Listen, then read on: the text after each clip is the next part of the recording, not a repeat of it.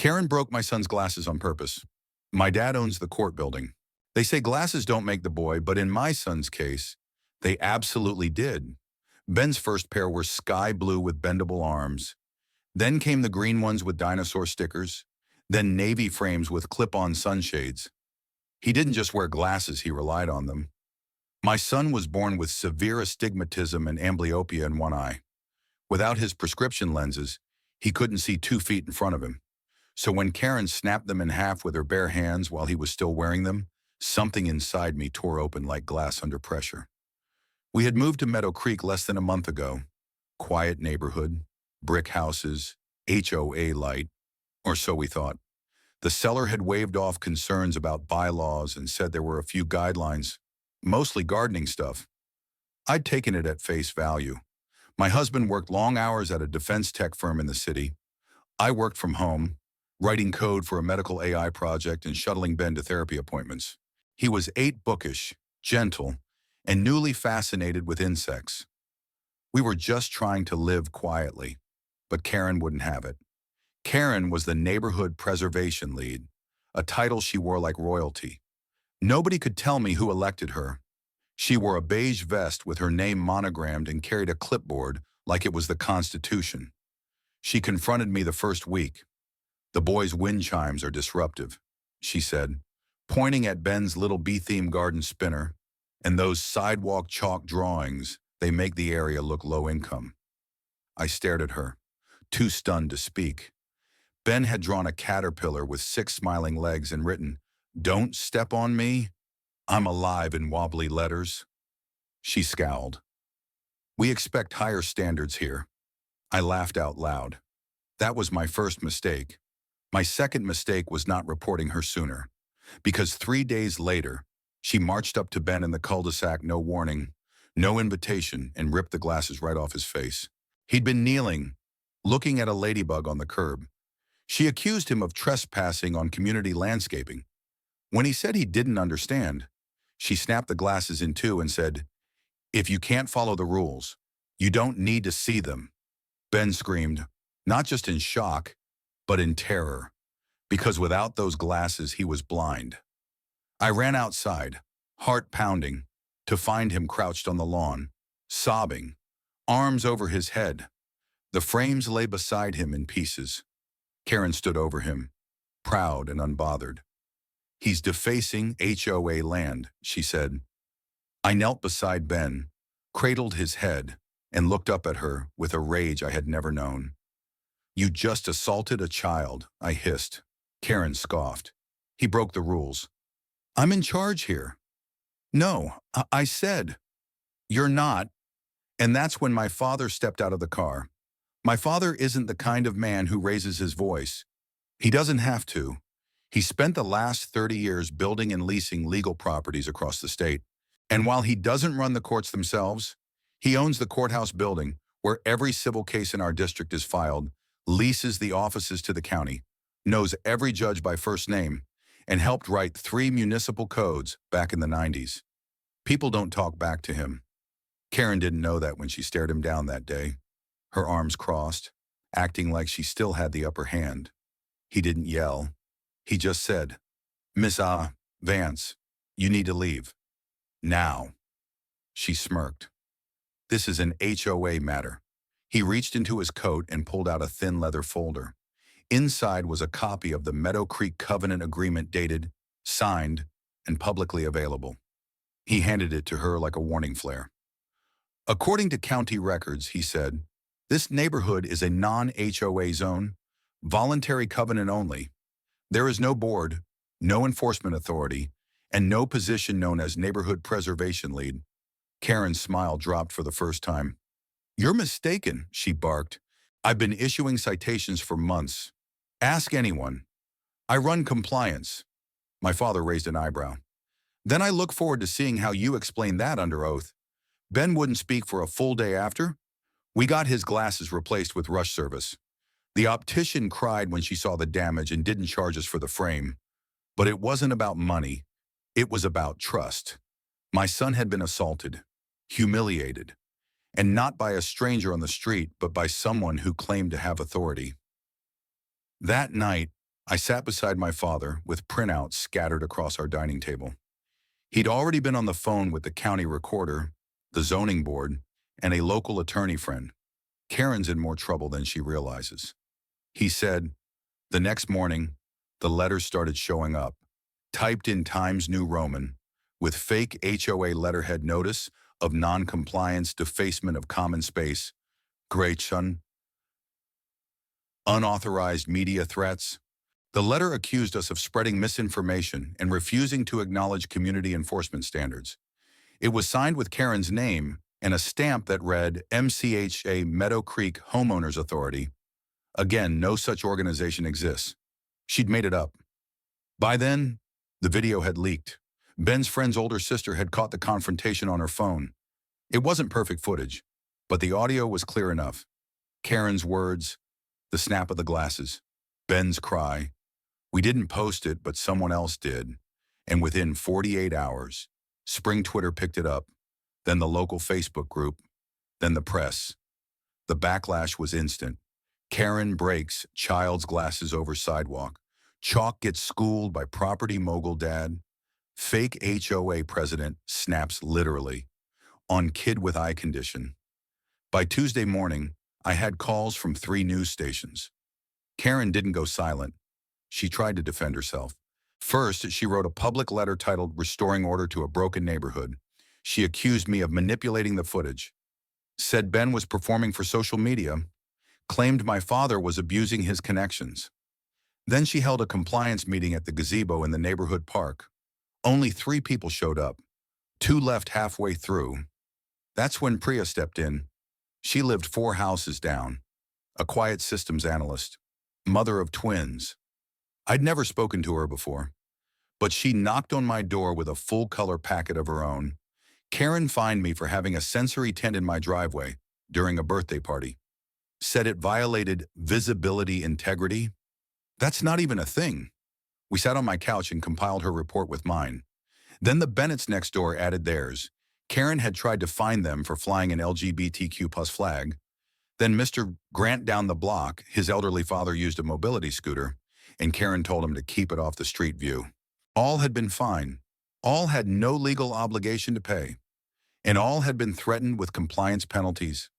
She had no power, but she'd faked it long enough that people believed she did. That night, my father drafted a formal cease and desist notice using his attorney's license. We hand-delivered it to Karen's mailbox with witnesses. Her porch light turned off 5 minutes later, but the damage was done. The neighborhood was fractured. Some residents were embarrassed, shaken to learn they'd been duped. Others were furious, defensive, loyal to Karen even still. She kept the lawns tidy. One man muttered. She made sure outsiders didn't walk through.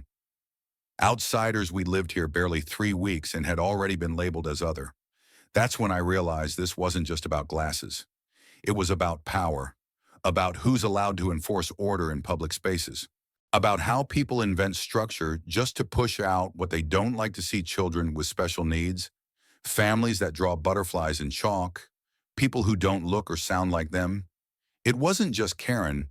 It was a system begging to be exposed.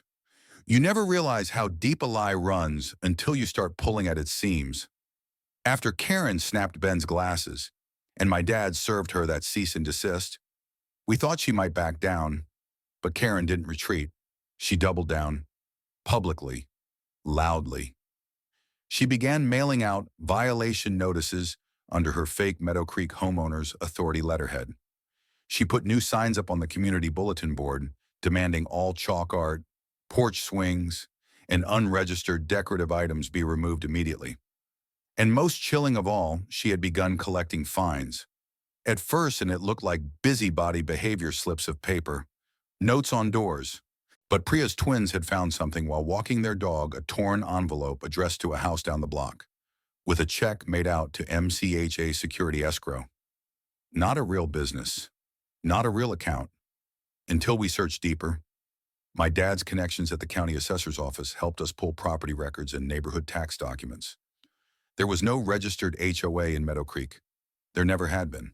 But over the last 18 months, Over a dozen families had sent payments ranging from $25 to $275 for so-called fines and community safety contributions. Some thought it was official, some were too embarrassed to question it, some were simply intimidated. We were staring down a fraud ring, run by one woman with a clipboard, a printer, and a thirst for control. She's not just impersonating a board, Dad said over coffee. She's running an unlicensed collection racket and targeting families with kids, Priya added. I guarantee you none of the fine notices went to the white retirees on Birch Circle. We started building a case. We cross-referenced fake notices, payment records, and every public claim Karen had made. She had forged permit numbers, show registration letters, safety inspection reports. Even an HOA seal with Latin words she clearly didn't understand, it translated to the law of the squirrels. We compiled a 50-page dossier, which my dad personally delivered to the district attorney's office. But even as the system began to move against her, Karen launched a last-ditch campaign to save her grip. She invited residents to a community crisis town hall in the middle school gym. We attended against every instinct. The gym was full. Most showed up out of curiosity. Some came in solidarity. A few wore Karen's self-printed HOA staff badges.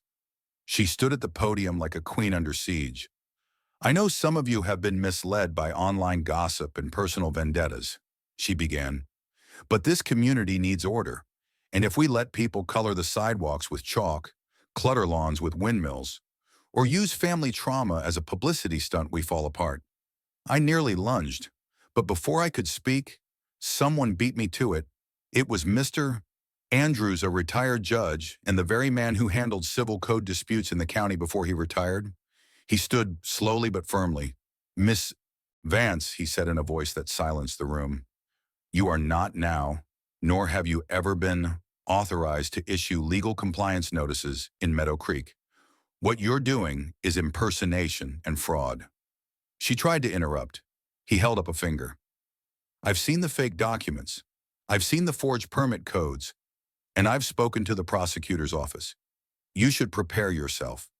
Murmurs rippled across the bleachers.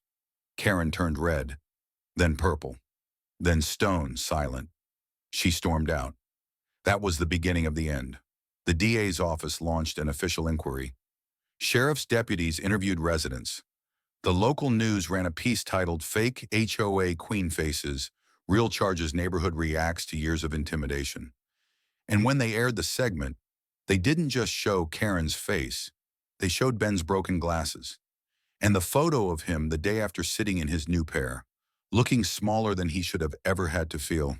Within a week, Karen was charged with fraudulent solicitation of funds, forgery of legal documentation, harassment of a minor, impersonation of civic authority, and the most damning assault of a disabled child.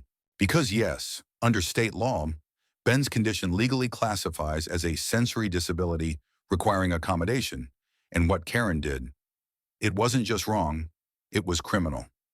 She was arrested at 8:23 a.m. on a Thursday. My dad watched from the porch, sipping tea. I never liked tyrants and pearls, he muttered. But the story didn't end there. Now came the bigger fight, the neighborhood itself. Some residents had been complicit signing Karen's notices, backing her claims. Others had stayed quiet while families like ours were humiliated and fined. The silence hadn't just allowed Karen to grow, it had fed her. The Bennetts, Priya, my dad and I, we decided to form something real. A registered, transparent, community council that wasn't about punishment but healing. We called it the Meadow Creek Circle. No fines, no fake titles. Just a group of neighbors who met once a month to discuss real concerns. Safety lighting, park cleanup, events for kids with special needs, and accountability. Courtrooms are colder than they should be. Even in summer, even when your father helped design the building and your family paid for the new courthouse wing last year, the walls still feel sterile, like justice can't get comfortable here. But that's where we were. 3 months after Karen Vance was arrested.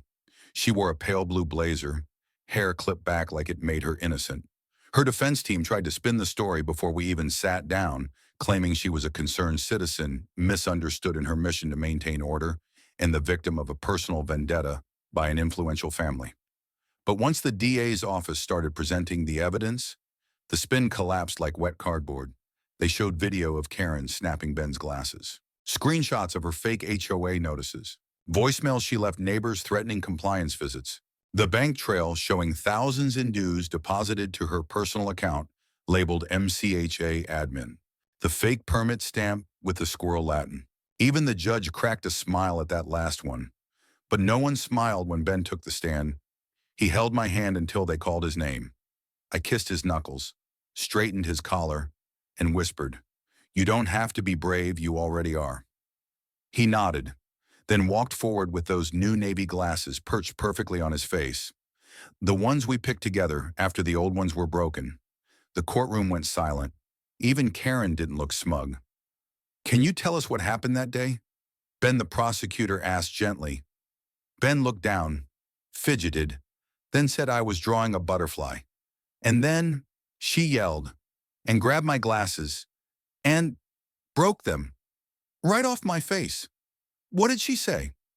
He glanced at Karen, then at me. "She said if I couldn't follow rules, I didn't need to see." The gasps were real. So were the tears in the jury box. The prosecutor leaned in. "And what do your glasses help you do?" Ben didn't hesitate. "They help me see people, even mean ones." Karen's lawyer didn't dare cross-examine him. The trial could have ended there. But there was one more twist. Karen took the stand. And what we saw wasn't remorse, it was rage. Buried, tightly wound, but starting to crack. "They made me out to be a monster," she said, voice trembling. "I was trying to restore standards. These new families, with their noise, their chalk, their flags." The room shifted, because suddenly, her mask slipped. She wasn't just trying to run a fake HOA, she was trying to weed out families she didn't like. That's when Priya stood up. The judge allowed her as a rebuttal witness. She read aloud a citation Karen had posted on her door. "Your garage yoga mats are an eyesore. Your daughter's chalk drawings are graffiti. You are a disruption to the fabric of this neighborhood." Then she looked at Karen and said clearly, "What you call disruption, we call living." The jury deliberated for 4 hours. Then came the verdict, guilty on all counts. Karen was sentenced to 7 years in prison, with 3 additional years of probation after. A restraining order was placed protecting not just our family, but the entire Meadow Creek Circle community group. But what happened next is what I'll remember forever. Because after the trial, we returned to our street. Ben picked up his chalk, the same sidewalk where his butterfly was erased. Where his glasses were broken, he knelt again and drew something new. A courthouse, not the building, but a smiling version of it, brick arches, flowers, and beside it, a child in blue glasses holding hands with someone labeled Truth. Above it he wrote, "This time, we saw everything." Neighbors came out to watch, one by one. Parents handed chalk to their kids. Some added suns, others trees. One kid drew a bench with a heart on it. It became a mural, a message. Later, an elderly man from the neighborhood, someone who once sided with Karen, approached me. "I never saw what she really was," he said quietly. "Not until your boy said it so simple. He just wanted to see people." He paused. "I hope we can start again." We did, together. Spring turned into summer, and with it, the block that once flinched at chalk and color began to bloom. What was once silence became music, kids laughing in the park, wind chimes on porches, even a few guitars strumming on front steps. The fear Karen spread like a virus had lifted. People began waving again, asking how your day was, offering chairs instead of warnings, and right at the center of it all was Ben. It started the day the mayor called. I thought it was a scam at first, but no, he'd seen the video of Ben drawing after the trial. The mural. The story had been shared not just on local news, but nationally. The clip of Ben saying, "My glasses help me see people, even mean ones," had gone viral. The hashtag #SureSeePeople had started trending in circles far beyond Meadow Creek. And the city wanted to honor that. They didn't just give him a certificate. They renamed the park Ben Mendez Community Garden and Walkway dedicated to the quiet courage of children who see the world clearly. Ben didn't quite understand at first. I didn't do anything big, he said, but I told him that sometimes the smallest things, like speaking the truth without anger or drawing butterflies when others try to erase them, change everything. At the dedication ceremony, my father gave a speech. He didn't talk about his courthouse or his money. He talked about being a grandfather and how power doesn't come from a clipboard or a fake title. It comes from protecting what's right and knowing when to let others speak. And then Ben spoke. Just a few sentences. Just enough to silence a crowd of over 200. I hope people draw more butterflies, even if someone doesn't like them. Especially then, there wasn't a dry eye in the park. Meadow Creek Circle grew in ways I never expected. The community group registered formally not as an HOA, but as a volunteer residence council. We focused on hosting inclusive events, providing sidewalk chalk in weatherproof boxes, creating kid zones where children could safely play, regardless of ability, offering anonymous reporting lines for any future intimidation or harassment. We even created a micro-grant fund to help families who'd been fined under Karen's fake regime. Karen's name was never mentioned again, but her legacy, it became a warning, a lesson, and, oddly, the foundation for something better.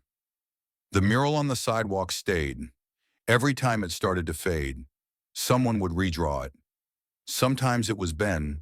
Sometimes it was Priya's daughters. Sometimes it was strangers who'd read the article and visited just to see it. They called it the chalk line of Meadow Creek, a reminder of where we'd been and the line we'd never cross again. 18 months later, we hosted our first chalk and community festival. Children from across the city came to draw. Families brought folding chairs and lemonade. And in the center of the pavement, outlined in bright pink and green, was the phrase, "Our glasses help us see each other better." That night, as we cleaned up, Ben asked me a question. "Do you think other neighborhoods have fake Karens?" I smiled. "Probably, but maybe now they'll have real Bens too." He thought about that, then said, "We should send them chalk. Have you seen power abused in your neighborhood? Have you watched someone try to scare others with fake authority or silent rules? You don't need a title to fight back. You don't need a badge to make change. You just need clarity and the courage to speak for those who can't. Share your story, draw your line, and don't let anyone erase your butterflies. Because the moment we choose to see each other, really see, we all begin to heal."